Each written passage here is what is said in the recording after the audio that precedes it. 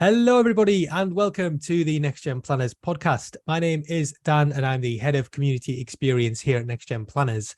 And today, I am delighted to be joined by we behind the scenes. We've called this the Dan Squared podcast because it's someone who almost has the same first name as me, and that is the wonderful Danielle Pearce. How are you doing today, Danielle? I'm good, thanks, Dan. Thank you for having me. Happy to be here. Good, me too. It's a pleasure to have you on, and it's Friday when we're recording this as well. And as I've just Exactly. been A explaining to sunny Danielle, Friday at that. sunny Friday. I've just had a big beer delivered as well, so it's going to be a good weekend, and it's a bank holiday weekend this weekend as we're recording this as Yes. well, Oh, isn't it? yes. I forgot about that. So apologies to anyone in the future who's listening to this on a dull, rainy Tuesday morning. But then it'll come eventually. So for anyone who doesn't know, Danielle, she is head of Paraplanning at Bespoke Wealth, and she also, well, I mean, there's lots of things that Danielle clarifies herself as, and also an ESG specialist, which we're going to get into today. But to kick things off, the same question that we ask everyone, Danielle, can you just tell us a little bit about what it is that you get up to on a daily basis? Yes. So I head up the paraplanning and administration teams at Bespoke Wealth. So what that involves, I'm responsible for all the board level research and due diligence, our investment propositions, our investment platforms, business policies, and sort of the mandatory compliance training for all staff within the business. And then I'm also fully immersed within the paraplanning team itself. So I attend client meetings, I obviously write suitability reports, advise the advisors on complex cases, tax implications, compliance requirements. So yeah, very busy. Lots of stuff on the plate there, isn't it? Yeah, I think it's. I mean, that is the perfect summary of why we decided to get you on to the podcast. We've never really covered the topic of paraplanning on the podcast before, and it's a bit of a scandal, to be honest. Yeah. Oh, scandalous. Yeah, it is terrible. I think we might have covered it like maybe 3 or 4 times, but it's certainly, it doesn't get covered enough. And paraplanning is rising, and if we look at it today compared to what it was even 5 or 10 years ago, it's enormous now compared to what it used to be. Not just the actual role itself, but also the understanding of the role from others in our profession. It's no longer, I mean, again, this is a terrible viewpoint in the first place, but it's no longer seen as the kind of admin role of what it used to be. It is a proper career now, and it always has been, but now it's being realized as a proper career, which is great. So I mean, just kind of to add on to that, what have you seen? How much have you seen this role develop since you've been in the profession? Because I don't actually know how long you've been in the profession, Danielle, as well. So you to tell us, but how much have you seen it grow? Hugely. So I've been in the industry coming up 12 years now. God, is it that long? Coming up 12 years now. And, like you said, paraplanners just weren't the norm in a business. When I first joined, they were sort of few and far between, or like you said, they sort of have this misunderstood view of being sort of a glorified administrator, and that's not to belittle admin in any way, shape or form. But I think there have been points, and actually there still are, where a paraplanner in some businesses is just a report writer. And what I mean by that is they use heavily templated suitability software. There's no bespoke thinking. It's very much a sausage factory approach. And that to me is not a paraplanner. The role I've now seen it develop into, and certainly the role I've been fortunate to carry out, has been much more of a technical analyst. So, like I said, heavily involved in research at a senior level, mitigating risks from a compliance point of view for both the business and the client, negotiating and managing strategic alliances with platforms, providers, products, whatever the case may be, so that we're always delivering the best solution for our clients, and we're the go-to in-house for technical advice and guidance on complex cases, and ultimately helping the advisor formulate the recommendations and the actual advice that we give to our clients. So I think it's very much now developed into a vital role. It's seen as essential by the best firms. And it's a very attractive career choice now. It's a very lucrative role. It's very in demand. Recruitment is chaos at the moment. Trying to find people is like gold dust. And yeah, on the whole, it's, you know, I've seen it. It's most people that hold the paraplanner role are highly qualified, very experienced, and very technical individuals. Yeah, it is. I mean, there's so many things to pull out of what you were just talking about there, but I think the biggest thing is this, that it's a kind of shift in skills of, this is the kind of stuff that a financial planner, we've known for ages that financial planners, and now again, this is a massive generalization because some financial planners will be, but from what I've seen, this is the kind of stuff that a financial planner would consider themselves less able at, for instance. And you know, we know that a lot of financial planners, the stuff that they really enjoy and they're really good at is the bit where they talk to clients, really understand them, and it's on the communication side and the understanding. Power planners do that as well, of course, but that's what financial planners are there for. And the stuff that a power planner does is completely now separate to what used to be considered in a financial planner's role, which is great. I also agree with what you were saying before about like the fact that, you know, you sit in on client meetings and things like that. For instance, I know a lot of financial planners now, not all financial planners, but a lot of financial planners will not go into client meetings unless they've got a paraplanner by their side. And that's huge. I mean, that's an enormous, generally, and sometimes actually it's a kind of like a triumvirate of a financial planner, a paraplanner, and an administrator all going into one meeting with the client. And imagine if you were a client in that situation, how well support. So, I mean, there's an argument that they might feel a bit overwhelmed because they might feel like they're in an interview panel, but as long as you make it in a nice kind of relaxing environment, it doesn't feel like that. Instead, it goes towards the kind of feeling of, wow, there's 3 people here who are all looking out for my best interests. And absolutely, that's it. That's if you're a client, that would be enormous. I think it really boosts like credibility, and I think for the client, like you just said, ultimately they feel really supported. Like, you know, I've got this great relationship with my advisor. That's my sort of go-to person who I trust, and they get me. They understand my objectives, my worries. But then I've got someone here, the paraplanner, who is guiding them on a technical basis of, right, this is, you tell me what they worry about, what their objectives are, and I'll tell you how we get them there and how we do it compliantly. And so it's definitely a joint effort. And I think the advisors that don't think that, it's a pride element. I think they're intimidated that there's someone who's more technical than they are, and actually it's the wrong way to look at it. It's, you know, I look at it as like a bolster, like it's a buffer. You are their strength where they're weak, and vice versa. It's definitely a joint effort, and it's just completely different to how it was, you know, 12 years ago. It was just not the norm. I mean, I don't think, even up to maybe about 3 years ago, like paraplanners weren't in client meetings. It just wasn't the done thing. They weren't introduced to clients at all, didn't really deal with them, and it's just bizarre because you take a lot of that stress away from the advisor, really. Yeah. It's interesting as well with your point there about kind of like the planners feeling a bit maybe perhaps intimidated, and you're exactly right. It's the bolster. It's the plug of the gap that the knowledge that planners don't have, or that they don't feel the most confident in. And that's not knocking their ability. They just don't do it every day.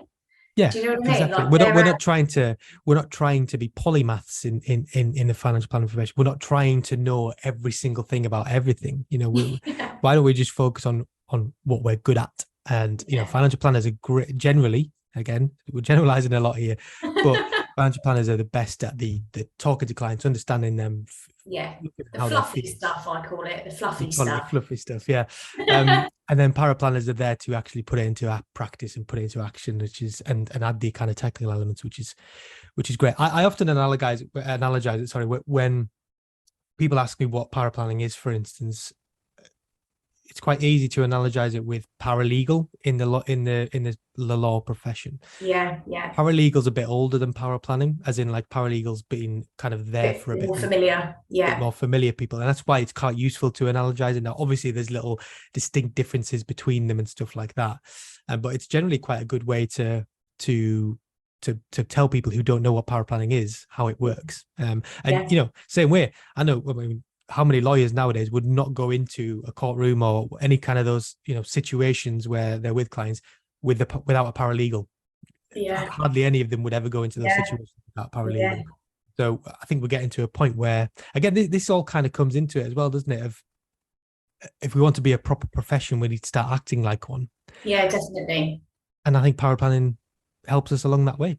Yeah. Yeah, definitely. Definitely does. Yeah.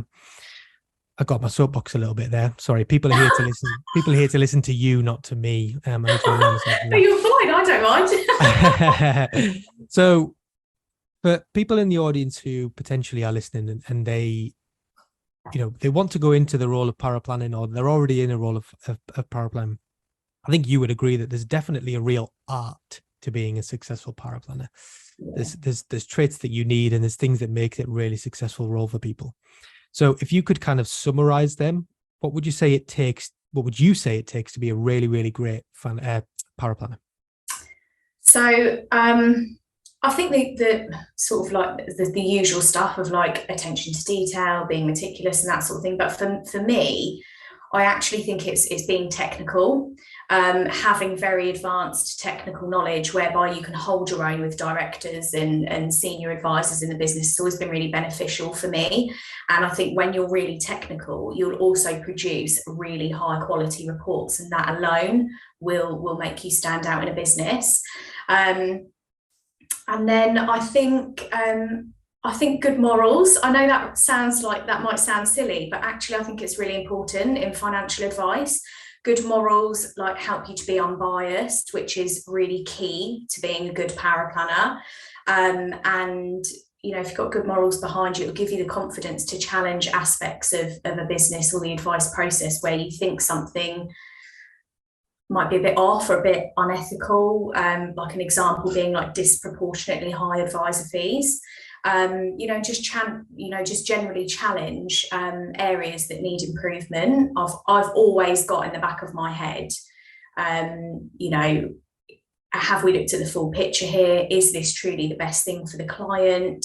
In the same situation, would I be telling my family to do that? Would I tell my friends to do that? Would I want my loved ones to pay this fee, taking into account the value that we're giving with our advice? So yeah, I think top two for me would be technical and be a nice person. Like you're working with clients' financial lives, and that often centers around their entire livelihood. So you need to be trustworthy when that responsibility is sitting on your shoulders, and a huge part of that lies with the paraplanner now. Yeah, I think it kind of touch what you were kind of explaining there is also a bit of I don't know what the word is for this. I'm going to make up a word here. I always do this on the podcast. Criticality. So I don't know if that's definitely not a word. But like basically the ability to be critical about something, for instance, like critical thinking seems to me to be a huge part of this. Like you were saying there, challenging things that you don't think is right. Paraplanners are not just order takers. No, definitely not. They absolutely do not just take what a financial planner says and take it as given and then put it into a report or a package or whatever it is. Yeah. That critical element is a huge value add actually, because it keeps the financial planner right as well. And then definitely. Again, the client knows that they're being fully supported. So I think I definitely, but I think your points are great as well. I definitely agree with them. So you mentioned there at the start about the kind of issues with recruitment at the moment in paraplanning. As we speak, which is August 2022, there is a supply shortage of paraplanners in our profession. And pretty much every day we're seeing new roles being advertised. We're seeing new requests for paraplanners being put out there. We're seeing paraplanners saying that they're chock-a-block and they can't take any more clients on. And it's great, but it is a problem because it's a shortage. We've got shortages all over the place at the moment in our country, but this is certainly one. So what do you think that we could be doing and should be doing to address that shortage that we have of paraplanners at the moment? So I think upskilling existing staff is a huge one. Offer your existing workforce the opportunity to step up, to learn, and to progress into a technical role. Might be a bit controversial for me to say this, but it's definitely easier to employ an administrator than it is to employ a qualified and experienced paraplanner. So I think businesses need to bear that in mind, grow your own, mold them into what you want them to be. And by doing that, you'll also be offering career progression to people who want it and who are capable. And there's plenty of those people sat in admin roles right now. And at the same time, you're increasing your staff retention and staff well-being and happiness in the workplace. I think apprenticeships are also a really good one. That gets people in the industry and gives them an opportunity to learn on the job. And commercially, it's really cost effective for a business as well. But yeah, I think, raising the profile of a paraplanner, the role of a paraplanner, like we've said, I think many people have never heard of a paraplanner, let alone understand what it is they actually carry out. And that even applies to people working in IFA businesses. Some admin don't fully understand what we do. So I think the more you raise the profile, the more attractive it becomes as a career choice, and hopefully will narrow that gap and that shortage. Yeah, I think they're really great points. I think we'll just maybe add a couple onto there as well. I think I've spoken about this in the past, but the reputation of our profession as a whole, or some people would still see it as an industry. Paraplanning is inside the world of financial planning, and financial planning in the UK has a pretty bad reputation still. If you were to do a word exercise of a financial advisor or a financial planner is to the general public, I'd probably cringe at some of the answers that would come into that. Yeah. Which makes me so sad.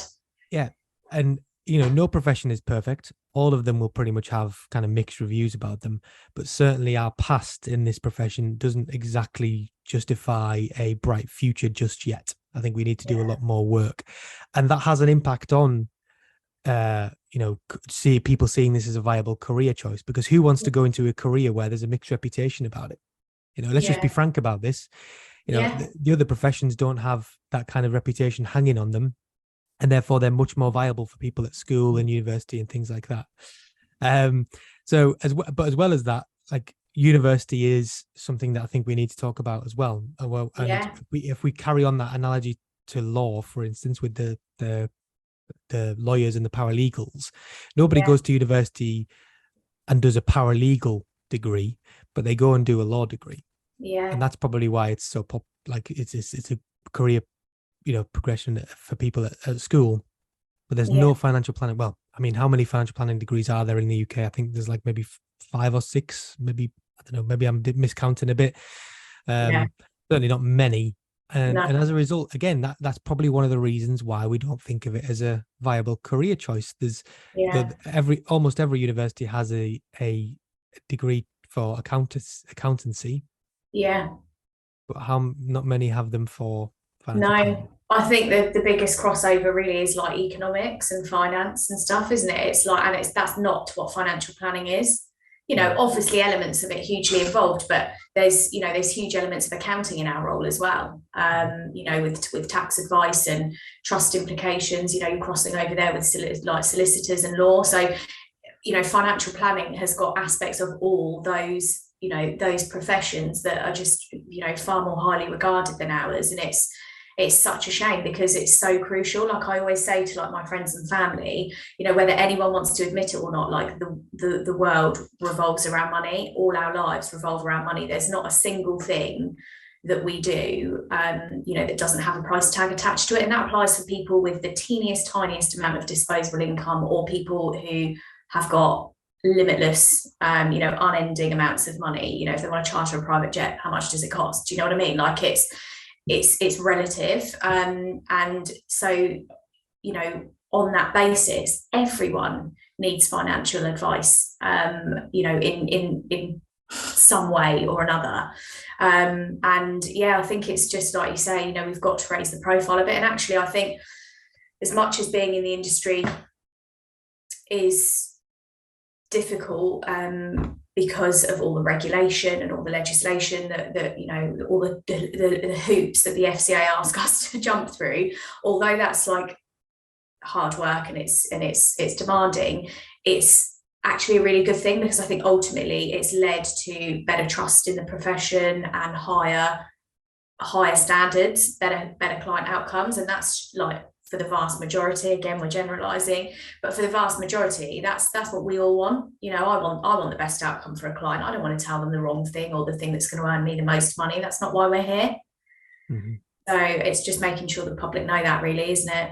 Yeah, absolutely, it is. And I agree with your point as well. Like, no matter how much we want to palm it off, everything revolves around money, and that definitely comes into this, and it's still such a taboo as well, which again could come into that conversation of why it's not a career choice. You know, going into something which is a taboo topic is again probably one of the reasons why we don't see it as a career for a lot of people.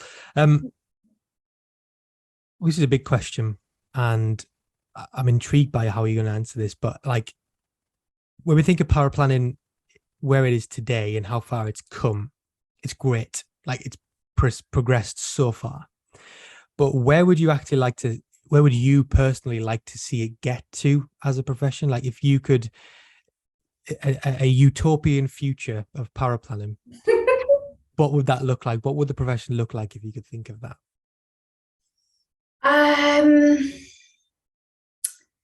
I think for me, I want to see more paraplanners holding strategic board level positions. They're so integral to a business's operations, you know, when used to their full capabilities. And, you know, like I said earlier, we provide like a really unbiased buffer for a business,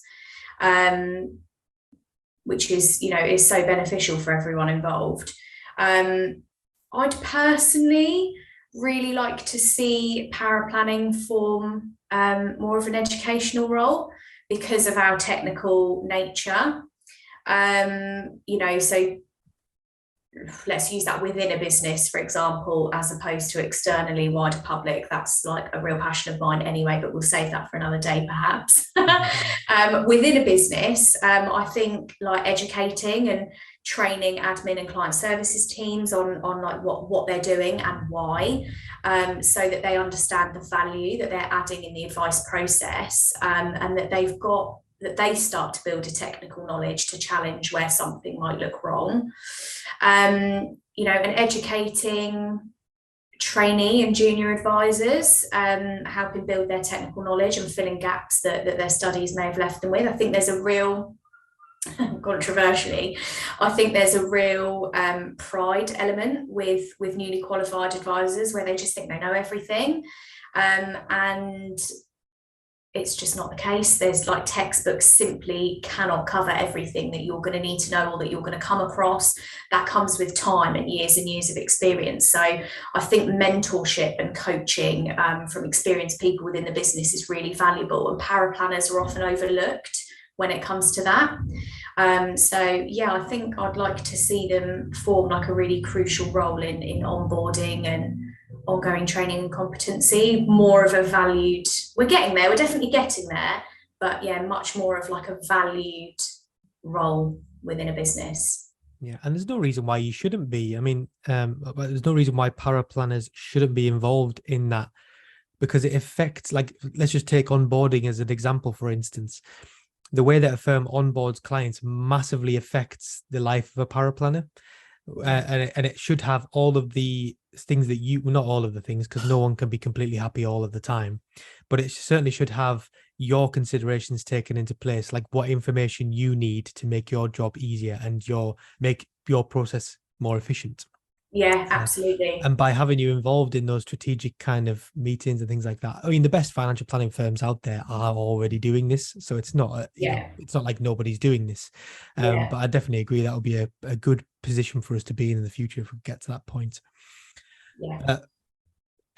There will be people in the audience who are young paraplanners, and maybe not young, but early career paraplanners, shall we say, because it's a viable career change choice as well. We haven't talked about that. Like, a lot of people change careers into financial planning, which is excellent. But if you could give, like, you know, you've been in it for 12 years now, if you could give them one piece of advice on how to, avoid perhaps some things that you've done, or to make their career even better than it already is, what would you say to them? What would that be?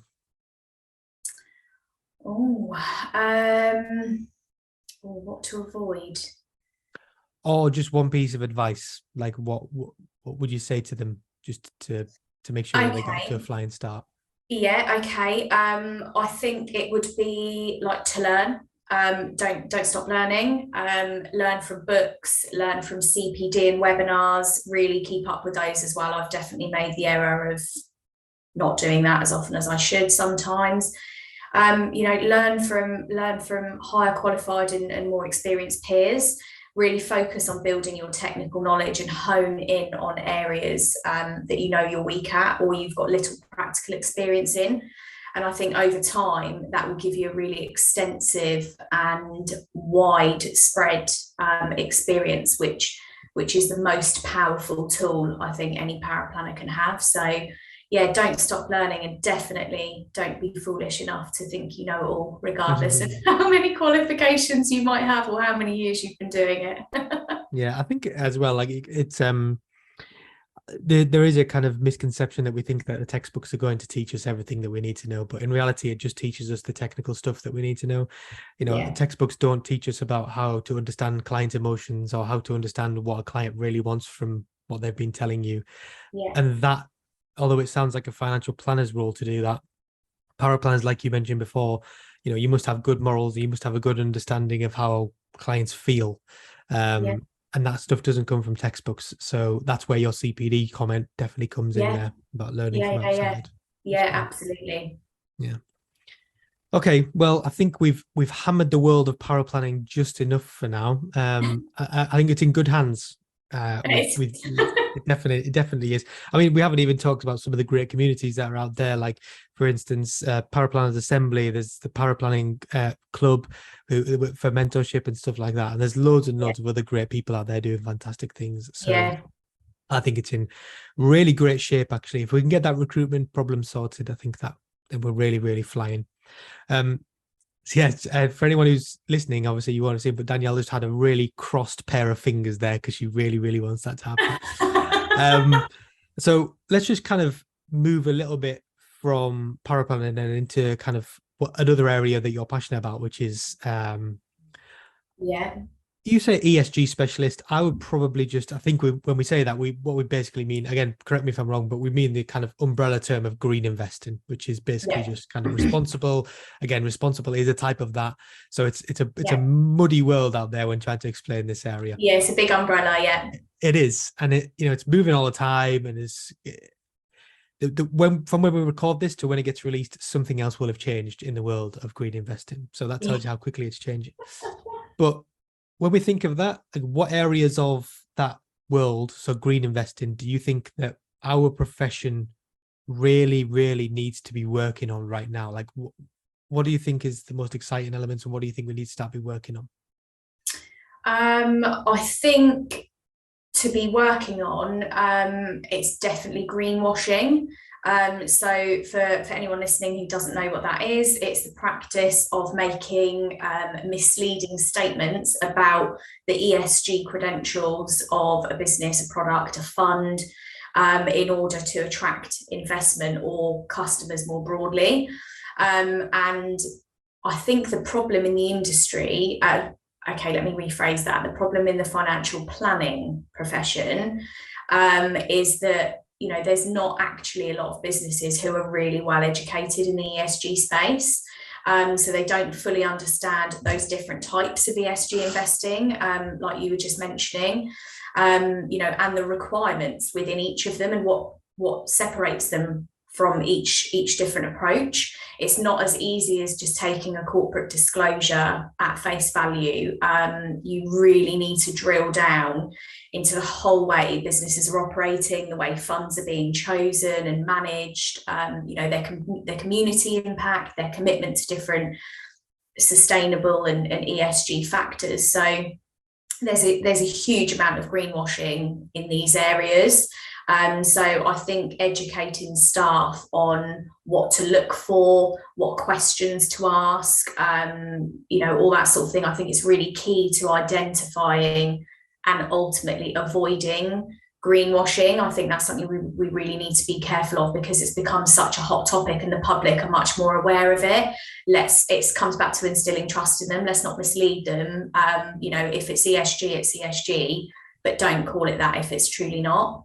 Yeah, absolutely. And what do you think about like the identifying what clients want in this? So for instance, I mean, now because of regulation and stuff, financial planners are going to have to start identifying their clients' ethical preferences.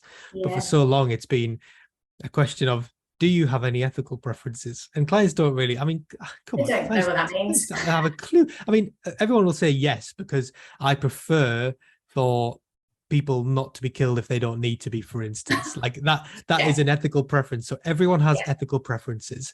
But when it comes to investing, I mean, it's a lot of investors don't know about all the different types of things you can invest in for good. Yeah. And that's it. I think it comes down to the education again. So, educating your advisors. So I think because it's been, ESG has been around for years. It's been around for years and years and years. But in the last few years, it's become a really hot topic, especially with like the Greta Thunberg, David Attenborough effect of the world. It's much more prevalent in all of our minds, isn't it? But I think it's so difficult not to bypass the different reasons that people might have. It's not as simple as just I want to combat climate change. Like, there's people who don't want to invest in certain things because of religious views, of political views, the demographic that they live in, or the world that they've grown up in, the world that they want to move to. There's a whole mound of issues, and I think educating your staff, advisors in particular, what to ask. Like, businesses have got often now, because of this hot topic that it's been the last few years, I think quite a few businesses have got like an ESG option, potentially. I might be being a bit too generous there, but they've got it as like a tick box exercise. They don't actually sit and discuss it with the client, like you just said, or educate them on, listen, this is what we're asking and this is what we mean by that. So I think it starts right at the base, really, with advisors. It's on your head to raise that with the client and educate them on what we truly mean by that, and then find out from there what's important to them. But you really have to probe that. Like, people aren't just aware of what we're talking about when it comes to ESG. No. And also, like, kind of matching the spectrum of capital, for instance. Like, I haven't seen any real good question. I mean, there probably are them out there, and if anyone has a really good example, please do send them through to us. But any good examples of like really good questionnaires that actually identify what a client wants from their money in terms of this kind of stuff. So for instance, how much impact do they want to have? In case, if it was lots of impact, then they would be a natural candidate for impact investing. If it's not as much but still want some returns, then it would be a natural thing for ESG investing, for instance. And I haven't really seen any good examples just yet, or not released anyways, of that kind of stuff. Of trying to make clients and advisors' lives easier. Maybe I'm just being ignorant. I think I'll give Quilter a little shout out, because they have got a great it's an attitude to risk profiler, but it encompasses ESG as well. There's a whole section. It's split into 4, and there's a whole section on ESG values and beliefs and stuff, and it does drill down. It's not literally, because I've seen other ones, I won't name any names, but I've seen other ones where they've been literally like, do you want to invest in weaponry? Vast majority of people are going to say no, aren't they? Why would anyone want to do that? So, but that's not accurate, is it? Because we're not, I think or do you want to invest in fossil fuels and oil? Again, most people are going to say no. However, it's educating people that actually those oil businesses have the most money in the whole world. They are the most profitable. So although we do not want to invest in them, specifically, they are best placed to influence change. And, they've got the infrastructure, they've got the profitability to actually make change for the better. So it's about educating clients. It's not as simple as always just, excluding something from an investment. It's about driving change within their corporate culture, mandating them to contribute X amount to climate change a year or renewable energy, etc., etc. So it's all about education and that people understand truly what's going on in the ESG space. Yeah, that's a great summary. That really, really is. You've described it very well there. Thank you. Yeah, I mean, I'm not an expert in this, and you are. So, I mean, you've just proven that. So, Gosh, I'm not sure about that, but yeah. Just a quick one as well. We've mentioned this a few times on the previous episodes, but there are some. I'm probably one of them. I'm not going to hide my opinions out there. Who think that green investing will become the default form of investing in the future? It's a nuanced question, because we have to look at the kind of future of companies and stuff like that before we can answer this. But what are your kind of broad thoughts on that? Like, do you think it will become a default form of investing in the future? Yeah, I think it's definitely the way the investments are heading. And do you know what? I actually hope it does. If you can grow your clients' wealth, which is one of our first jobs, if you can grow your clients' wealth and influence positive change across a huge number of sectors all over the world at varying levels, within businesses, and impact wider society as a whole. It's the social and governance side of things as well that's really important. Why on earth wouldn't you want to do that? Why wouldn't you be telling your clients to do that? Let's make the money, but let's make a positive impact in the world as well. It's just, they go hand in hand for me. So I do think it's the way it's going, and I hope it does. Yeah. There's a great organization out there. I don't know if you've seen them, Danielle, but they're called Make My Money Matter. I've mentioned them a few times on the podcast. They don't even know who we are, but I just keep on mentioning them.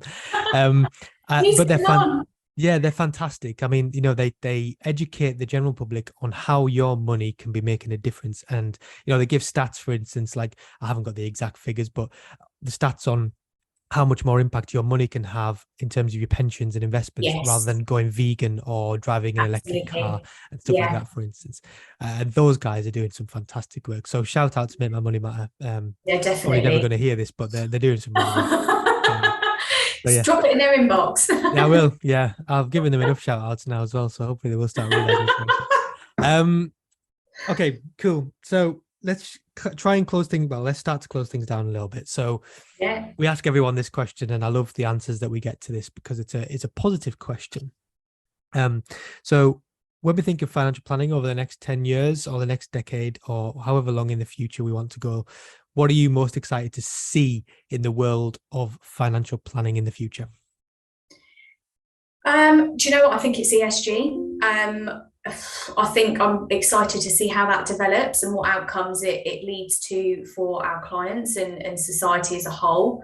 Tech adoption and innovation in the industry, the digital side of our sector, is something that's always evolving. So I think it'd be really exciting to see what changes that could bring over the next 10 years, just in terms of our supply chain, the tools we use to manage our clients' finances, as well as functionality for, the actual clients who actively engage in using our digital services to help manage their money. But I think top one for me over the next 10 years would be the workforce. The general workforce in our profession will be younger. The average age of an IFA in the UK is mid-50s, male.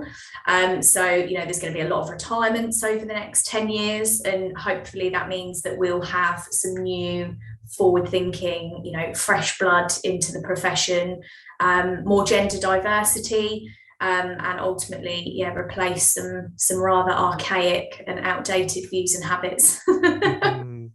I guess I've got a bit of a skewed view on that, because I mean, I obviously, in the NextGen community, I engage with hundreds and hundreds of these amazing people that you've just been talking about there on a daily basis. So I actually see more of the kind of young, fresh, dynamic, again, take out young, but like that kind of NextGen mindset every day. So I see more of that than I do of the kind of other stuff now. And it's definitely there. It's definitely coming. And I think I share your optimism about that, which is cool. So here's the question that you've been most excited to answer, Danielle, because it's about books, and you are an avid reader, as you've been telling me before we started recording. So we always like to ask our guests for a book that has helped them in their career so far. So I wish I had a drum roll for this. What would you say? Like, you've tried to really narrow it down out of all the books that you've read, but what would you say has really left an impact on you? Which one? I just love this question. I've been so excited to answer this. So I think I'm going to go for Banking on It, How I Disrupted an Industry, which is by Anne Bowden, who is the CEO and founder of Starling Bank. I found that book fascinating to read, and just incredibly uplifting and inspiring. And I think what I took from it the most, career-wise, don't be afraid to go against the grain. Don't be afraid to stand out and just be yourself, or want to do things differently, and definitely don't be afraid to step up and innovate where other people are telling you that you can't or that it might not work. Top one of the top ones for me. Good stuff. I haven't read that one, but I've seen people talk about that book, and I've also seen the impact that Anne has had on the banking world. I mean, she truly did disrupt like retail banking, didn't she? Like, it's the title of that book is just so apt. I mean, they're called like challenger banks, but I mean, they're not challengers anymore. There's no challenge there. They're just winning. It's like they're just offering a better service. They're just better functionality, everything. Like she's complete, not just Starling, but others as well. But she certainly led the way on that. And definitely. It'd be great to see that kind of disruption happen in our profession as well. But let's not get into that because we haven't got time. So that probably brings us to the end, but I've had a fantastic time talking with you today, Danielle. We always like to say, we always like to give our guests the last word, to say a big thank you for coming on the show. So can you tell us where to find you, how to connect with you? I was going to say as well, if you want to leave us with some inspiration or motivation, you can do, but there's no pressure to do that. So tell us where to find you and connect with you after this podcast if you want to. So I'm on LinkedIn. I'm happy to connect on there, or via bespokewealth.co.uk. Go on our website and you'll find our contact details on there. We're based on the sunny South Coast. In terms of inspiration, top quote from my mum that she told us when we were younger. Shout out to mummy.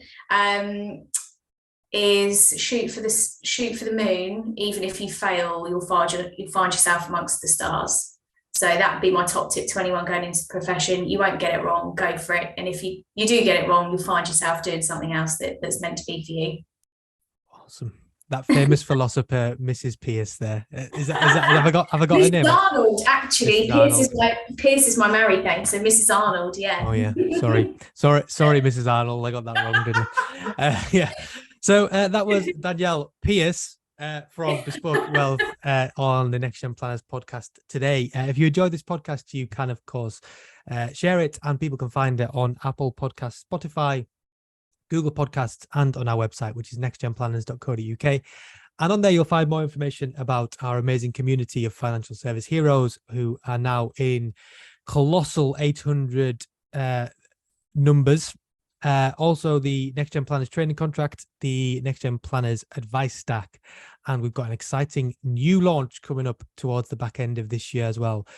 So look out for that. And of course, our conference, which is coming up in 2023, which is going to be even bigger than this year. And we, of course, are on all the social media platforms, so please connect with us on there. And if you do want to leave us a review, it's massively appreciated, just to tell us how we're getting on. But again, a big thank you to Danielle for coming on the show today. Thank you guys for listening as always, and we will see you all in the next one. Bye-bye.